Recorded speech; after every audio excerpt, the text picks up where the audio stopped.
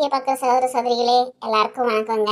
இன்னைக்கு நம்ம பார்க்க போகிற ரெசிபி என்னன்னா கருப்பு கவுனி அரிசி பாயாசம் பார்க்க போகிறாங்க.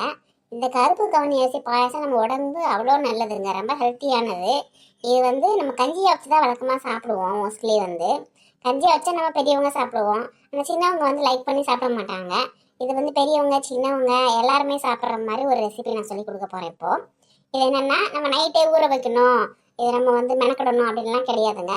நீங்கள் காலையிலே இல்லை டேரெக்டாக கழுவி விடுங்க, தண்ணியில் கழுவி விடுங்க. எவ்வளோ செய்ய போகிறீங்களோ அந்த அளவுக்கு குவான்டிட்டியாக அரிசி எடுத்துக்காங்க. நான் இதை வச்சுருக்கேன் பார்த்தீங்கன்னா, இதுதான் கருப்பு கவுனி அரிசி. நிறைய பேர் பார்த்துருக்க மாட்டீங்க அப்படின்னா பார்த்துக்கோங்க. மாப்பிள்ளை சம்பா அரிசியும் கருப்பு கவுனி அரிசியும் கிட்டத்தட்ட ஒரு மாதிரி தான் இருக்கும், ஆனால் அது கொஞ்சம் செவல் நேரத்தில் இருக்கும். கருப்பு கவுனி அரிசி நல்லா டார்க்காக கருப்பாக இருக்குங்க, அதை பார்த்து நம்ம கண்டுபிடிச்சிடலாம். இப்போ அந்த அரிசி நல்லா கழுவி தண்ணியெல்லாம் நல்லா வடிகட்டி எடுத்துக்கோங்க.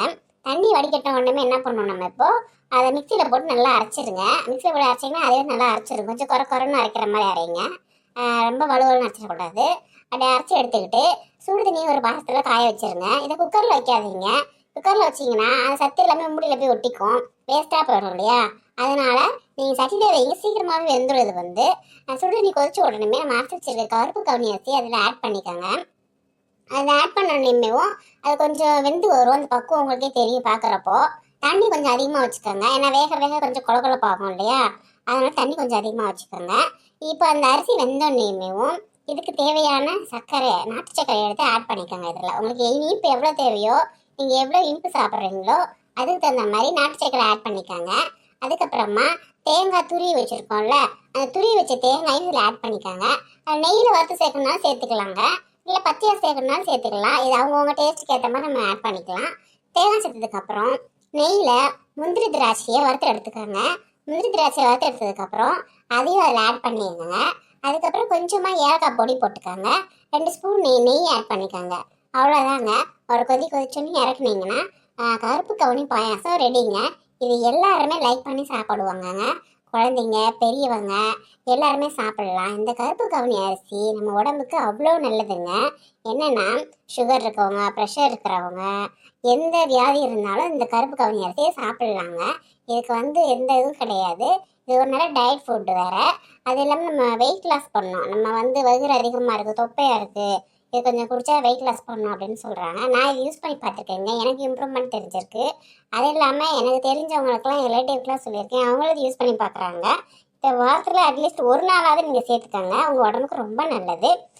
ப்ளஸ் இது புற்றுநோய் உருவாகிற செல்ஸுக்கெல்லாம் கூட அந்த செல்ஸை கண்ட்ரோல் பண்ணும் அப்படின்னு சொல்கிறாங்க. ரொம்பவே நல்லதுன்னு சொல்கிறாங்க உடம்புக்கு. அதனால் நான் யூஸ் பண்ணி பார்க்குறேன், எனக்கு இம்ப்ரூவ்மெண்ட் தெரியுது.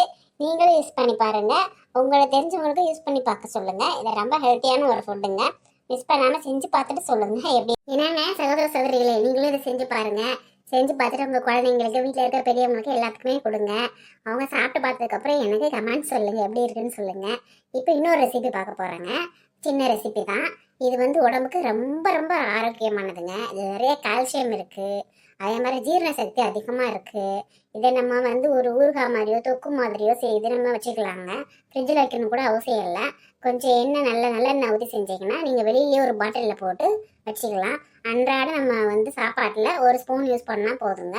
நம்ம உடம்புக்கு அவ்வளோ நல்லதுங்க. இந்த ரெசிபி என்ன ரெசிபி அப்படின்னா, பேரண்டை தொக்கு பார்க்க போகிறோம். பேரண்டை தொக்கு இது நீங்கள் ஊறுகாய் மாதிரி செஞ்சு வச்சுக்கலாம், தொக்கு மாதிரி செஞ்சு வச்சுக்கலாம், நம்மளோட இஷ்டம் தாங்க.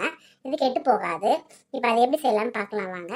பேரண்டை க்ளீன் பண்ணுறது ரொம்ப கஷ்டமான வேலை நினைப்போம் நம்ம. அப்படிலாம் ஒன்றும் இல்லைங்க. நீங்கள் வாங்குறப்ப பார்த்து வாங்குங்க, பிஞ்சு பேரண்டையாக பார்த்து வாங்குங்க. நம்ம முத்தி போன மாதிரி வாங்கக்கூடாதுங்க. பிஞ்சா வாங்கினா அந்த கார்னரில் இருக்குது பார்த்தீங்கன்னா, 4 பக்கம் கார்னரில் இருக்கும். இந்த வச்சுருக்கேன் பார்த்தீங்கன்னா, இதுதான் பிரண்டை. சில பேருக்கு பிரண்டைனா எதுன்னு தெரியாமல் கூட இருப்பீங்க இல்லையா, நீங்கள் வச்சுருக்கேன், இதுதாங்க பிரண்டை. இதை என்ன பண்ணணும் அப்படின்னா, நீங்கள் 4 பக்கம் இருக்கிற அந்த கார்னரில் இருக்கக்கூடிய அந்த நார் மாதிரி இருக்கும், அதை மட்டும் எடுத்துருங்க. மற்றபடி நீங்கள் சுத்தமாக க்ளீன் பண்ணணும் அப்படிலாம் அவசியம் இல்லைங்க. இப்போ இதை க்ளீன் பண்ணி வச்சுக்கோங்க. நல்லா ஒரு சின்ன ஒரு சுண்டு புளி அதை ஊற போட்டு வச்சுக்கோங்க சுடு தண்ணியில். கொஞ்சம் உளுந்தம்பருப்பு எடுத்துக்கோங்க, கொஞ்சம் மிளகா வத்தல் எடுத்துக்கோங்க. இதெல்லாம் எடுத்துக்கிட்டு கொஞ்சம் பூண்டு. இப்போ என்ன பண்ண போகிறோம், ஒரு வடச்சட்டியில் எண்ணெய் ஊற்றிட்டு கொஞ்சம் மிளகா வத்தலை வறுத்து எடுத்துருங்க. அதே எண்ணெயில் உளுந்தையும் வறுத்து எடுத்துருங்க, பூண்டையும் வறுத்து எடுத்துடணும். அதுக்கப்புறமா இந்த பிரண்டையை போட்டு நல்லா அந்த கலர் மாறுற வரைக்கும் நல்லா வறுத்து எடுத்துருங்க. இந்த கலர் சேஞ்ச் ஆயிடணும், அப்போ தான் அந்த நரப்பு நாக்கில் நமக்கு இருக்காது, ஒரு அரிப்பு தன்மை இல்லாமல் இருக்கும். இப்போ வறுத்து எடுத்துருங்க. அதுக்கப்புறம் அது நல்லா வதங்கி முடிச்சோடனே நம்ம ஊற போட்டிருக்கலாம் புளி, அந்த புளியை கரைச்சி அந்த சட்டியிலே ஊற்றிடுங்க. அந்த வதக்குறோம் இல்லையா வடச்சட்டி, அதுலேயே அந்த புளியை கரைச்சி ஊற்றிடுங்க. நல்லா அந்த புளியும் அந்த பிரண்டையும் நல்லா வெந்து வரணும். நல்லா அந்த பச்சை வாடை வந்து புளியில் போயிடணும்.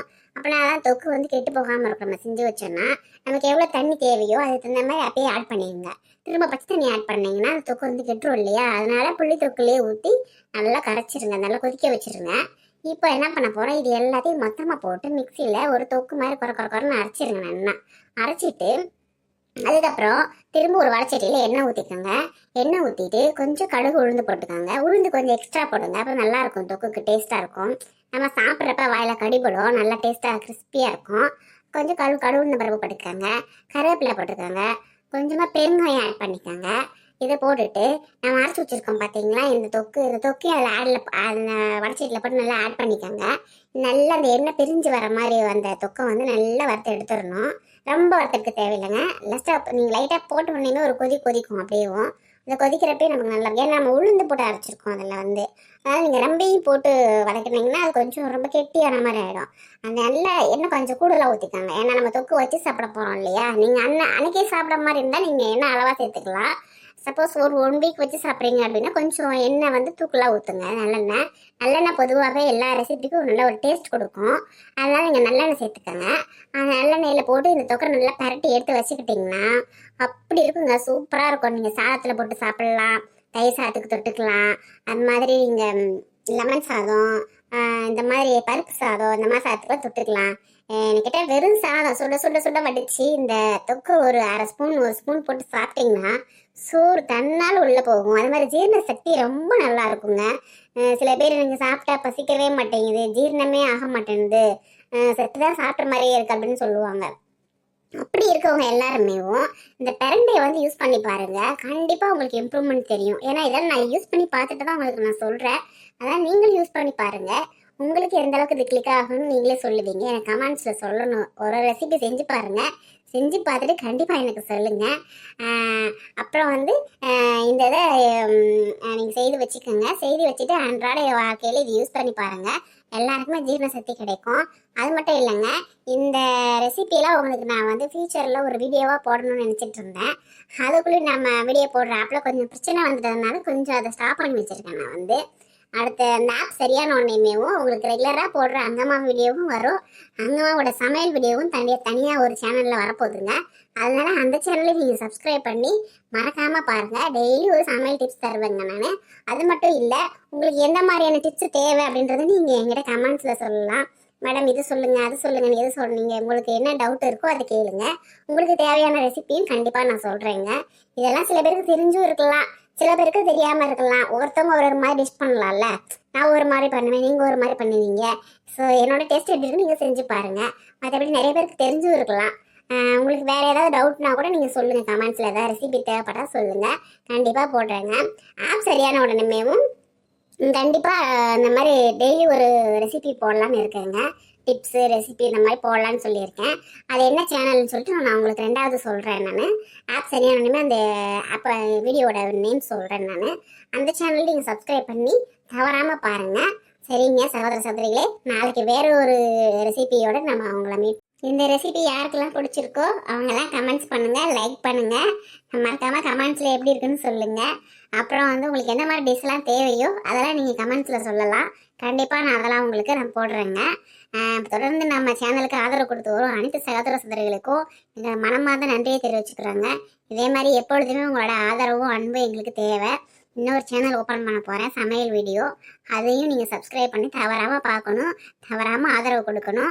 அது மாதிரி உங்களுக்கு என்ன விருப்பம் அப்படின்றது நீங்கள் கமெண்ட்ஸில் தெரிவிக்கணும். எந்த மாதிரி வீடியோஸ் உங்களுக்கு தேவைப்படுது அப்படின்னு சொன்னீங்கன்னா அதுக்கு தகுந்த மாதிரி நாங்கள் கண்டிப்பாக போடுவோங்க. ஏன்னா உங்களோட என்டர்டைன்மெண்ட் தான் எங்களுக்கு முக்கியம். சரிங்க, இந்த ரெசிபி செஞ்சு பாருங்கள். நாளைக்கு வேறு ரெசிபியோடு உங்களை நான் சந்திக்கிறேங்க. நன்றிங்க.